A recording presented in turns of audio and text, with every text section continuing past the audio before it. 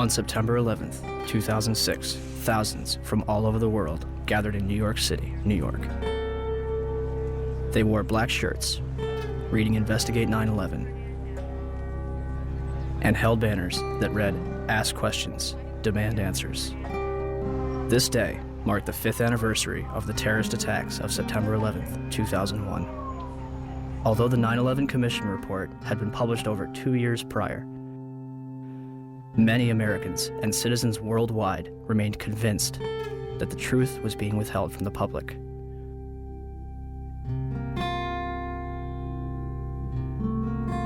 Why?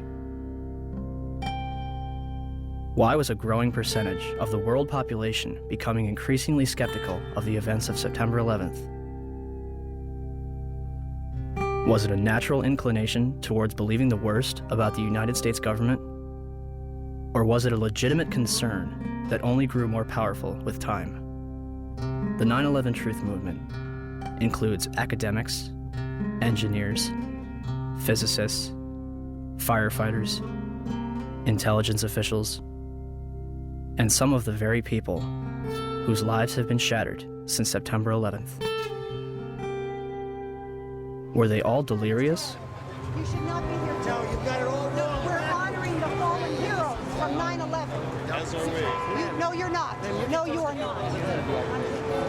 I feel so uncomfortable. I'm sorry. That next year, I'm not coming here. Or were they a concerned group of individuals taking the necessary steps to prevent the United States from slipping into its darkest era yet? Was September 11th a surprise attack on America by 19 Islamic terrorists? Or something else entirely?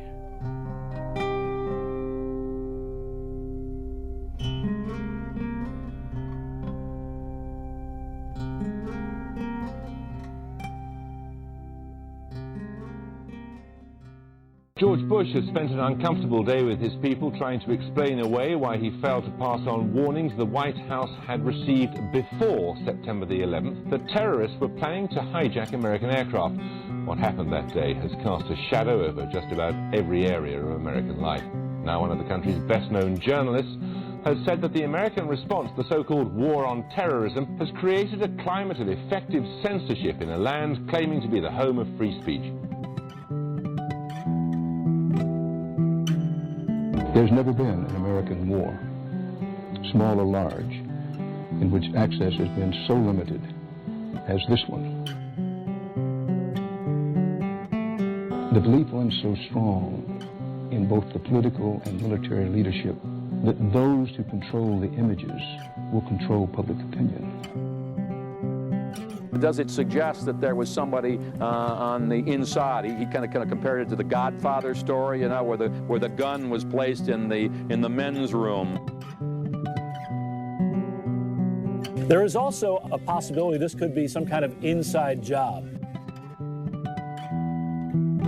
May it have been an inside job? Might these people have gotten help from the inside? I was speculating about that along with others early this morning, but now there's a lot more evidence that suggests it's almost certainly the case. It's an obscene comparison. I'm not sure like it, but you know, there was a time in South Africa that people would put flaming tires around people's necks if they dissented.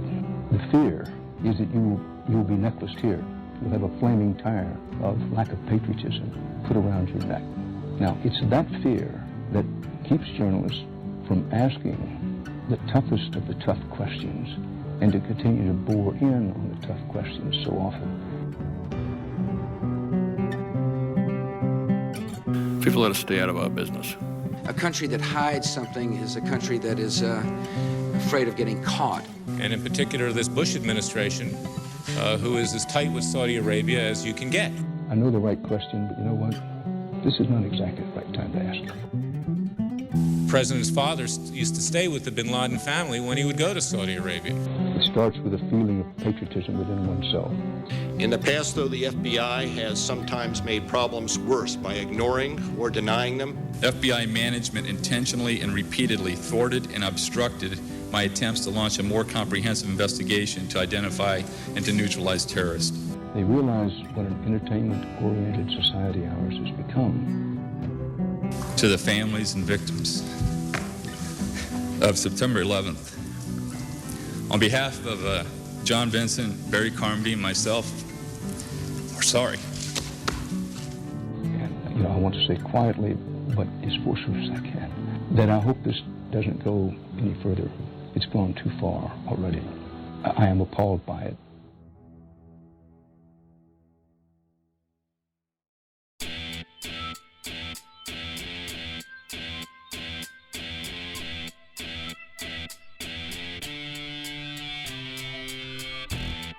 On September 13th, the United States government declares that it has overwhelming evidence that bin Laden is responsible for the attacks.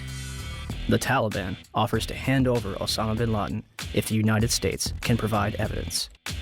Our position in this regard is that if America have evidence and proofs, they should produce it, and we are ready for the trial of Osama bin Laden in the light of evidence. Are you willing to hand Osama bin Laden to the United States or no? No. Without evidence, no.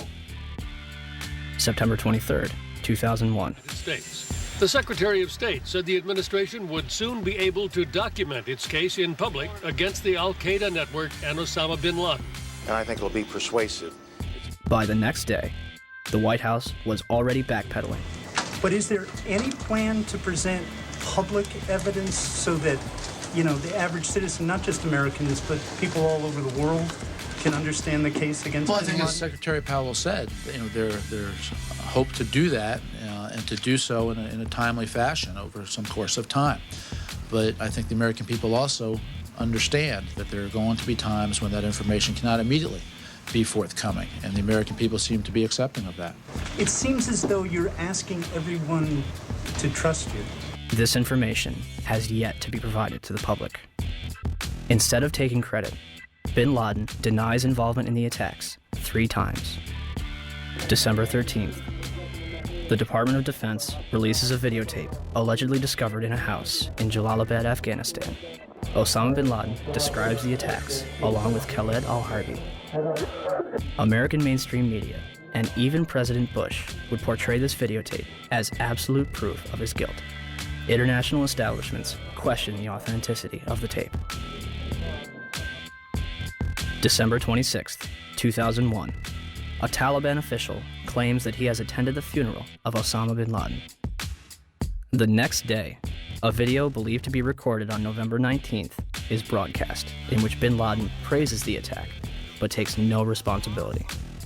The next bin Laden video would not appear until October 29th, 2004, days before the presidential election.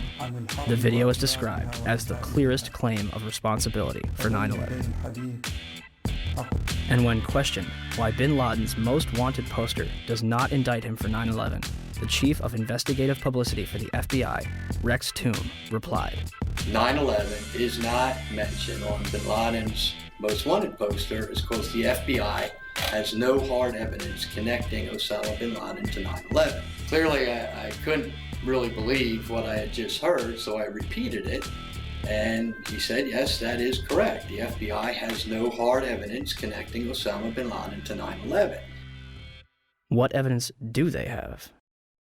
2 bags belonging to Muhammad Atta checked in at Portland Airport but failed to make Flight 11 at Boston, containing a 757 video tour and flight manual, an Arab-English dictionary, a handheld flight computer, a Quran, and his will.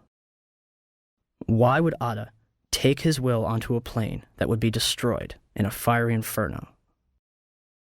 Marwan al-Sheikh's rental car, discovered at Logan Airport, containing an Arabic flight manual, an airport restricted area pass, and documents from Huffman Aviation.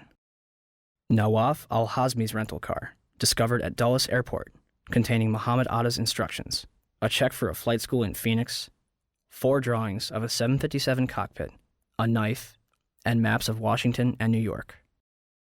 Satam al-Sakami's passport, discovered below the Twin Towers. Well, Dan, not far from here, a passerby found the passport of one of the hijackers.